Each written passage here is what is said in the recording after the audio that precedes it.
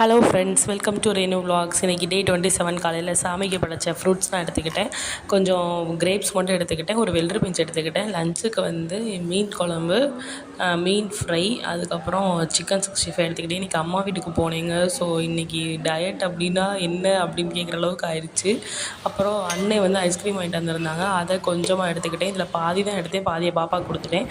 இது பருப்பு பாயாசம் இன்றைக்கி செஞ்சுருந்தாங்க சாமிக்காண்டி. இது கொஞ்சம் எடுத்துக்கிட்டேன், பாசி பருப்பு வெல்லம்லாம் போட்டு செஞ்சது. இது கொஞ்சம் என் குட்டி பாப்பா கொஞ்சம் ஹெல்ப் பண்ணிகிட்டு இருந்தா, அதை பார்த்து ரசிச்சுட்டு இருந்தோம். டின்னருக்கு இது என்னடா நீங்கள் சொன்னால் கழுவி ஊற்றுவீங்க.